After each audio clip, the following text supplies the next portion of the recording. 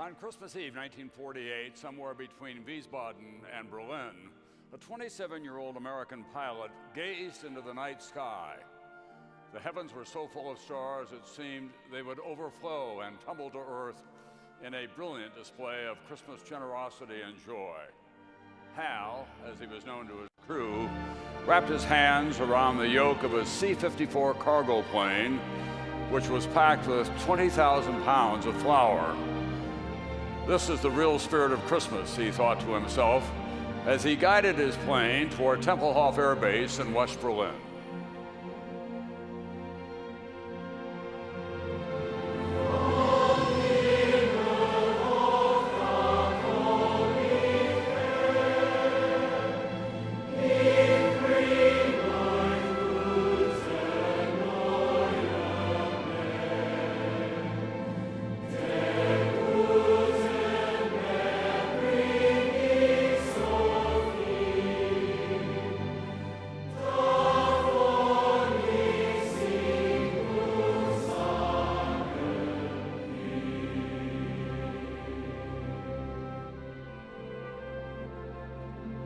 When World War II had ended 3 years earlier, Germany and its capital city were divided between the Western Allies and the Soviet Union.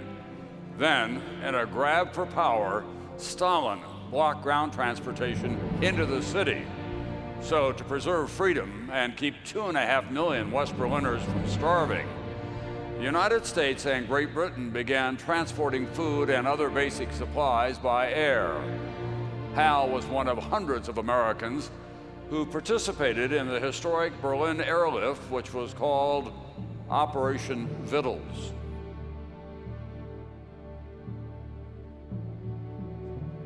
That snowy Christmas Eve, as Hal radioed for clearance to land, his mind wandered back 6 months to the day that changed his life.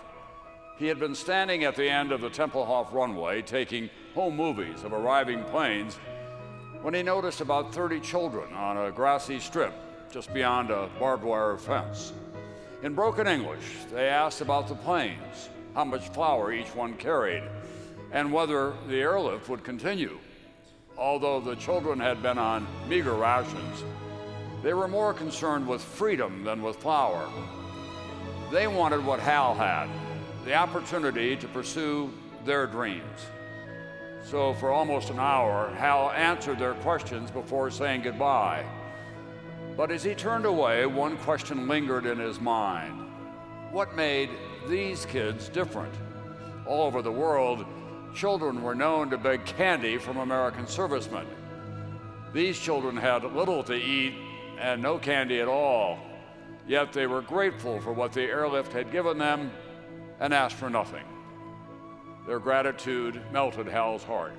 Instinctively, he wanted to give something back. Digging into his pockets, he found only 2 sticks of gum. From little things come big things, his father used to say. A broad smile crossed Hal's boyish face. Giving so little to so many could cause a squabble, he reasoned, but a quiet voice within him urged him on. So Hal broke the gum into 4 pieces and passed it through the fence. Without a word, the 4 children tore the gum wrappers into strips and passed them to the others, one by one. Each small nose was pressed to the paper, breathing the minty smell. Never had he seen such expressions of joy and wonder, even at Christmas. As Hal watched in amazement, his mind raced. If only I had more to give, he thought. He had his own rations of gum and chocolate. Maybe his buddies would be willing to donate theirs.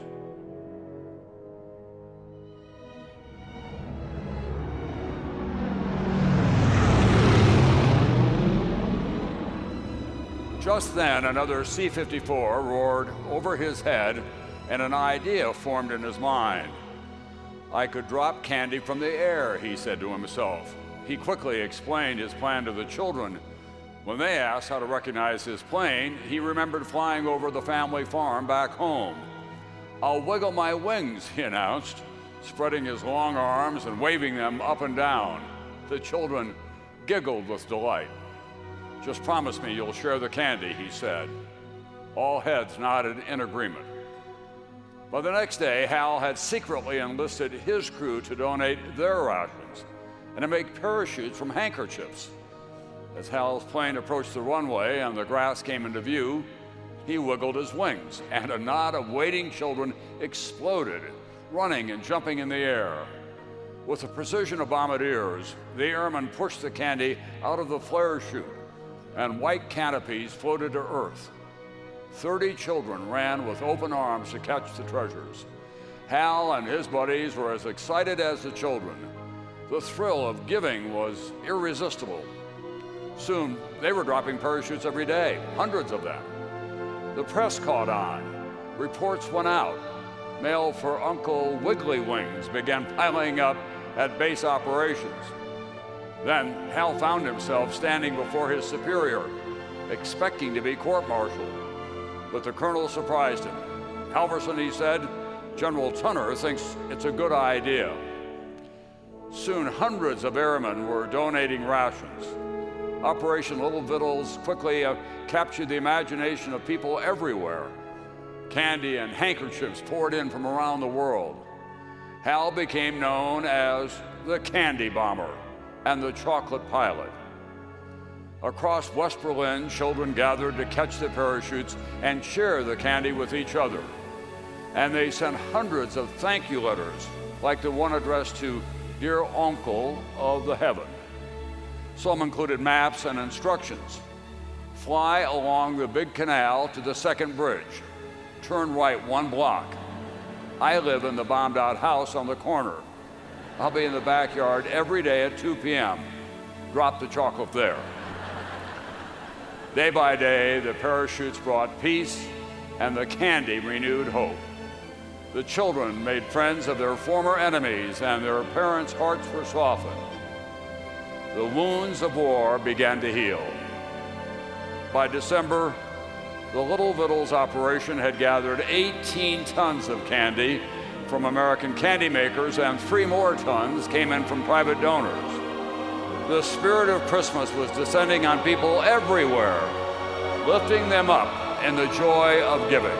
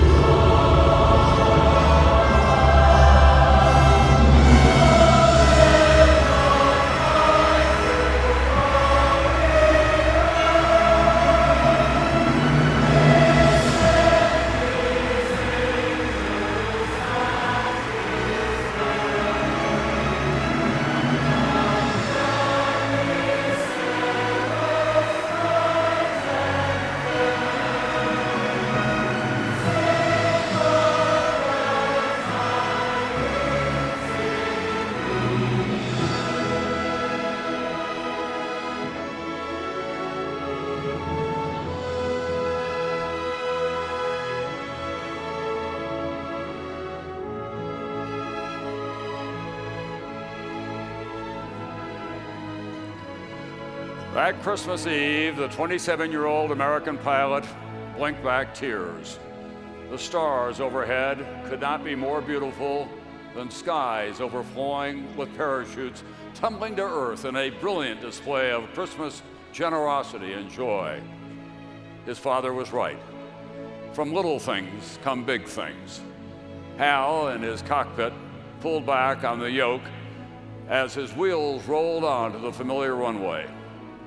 This is the real spirit of Christmas, to give whatever we have, no matter how small the gift. In that moment, Hal Halvorsen prayed for the courage to never give anything less.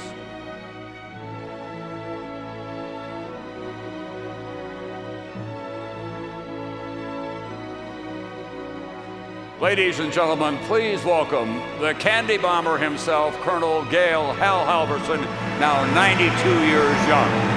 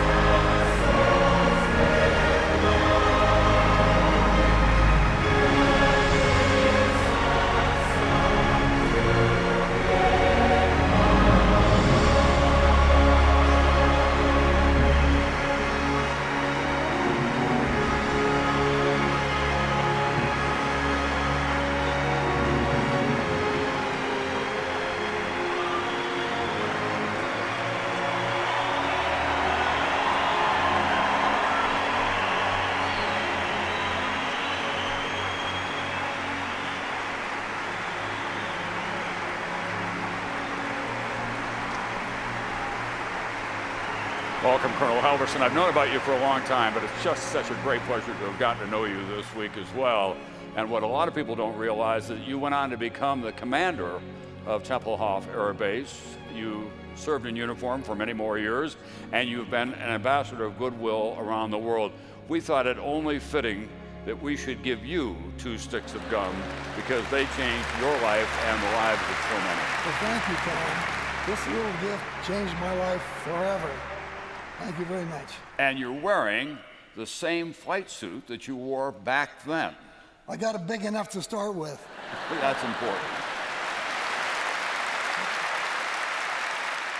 I think you, in so many ways, embody the spirit of Christmas, the generosity of your efforts on behalf of those people who had been our enemies after all, the gratitude that they gave you in return, right, and the idea that we should all try to live together in peace here on earth. Hal, I want to wish you Merry Christmas, and I think we should wish everyone here Merry Christmas. Yes, Merry Christmas, everybody. Have a good one.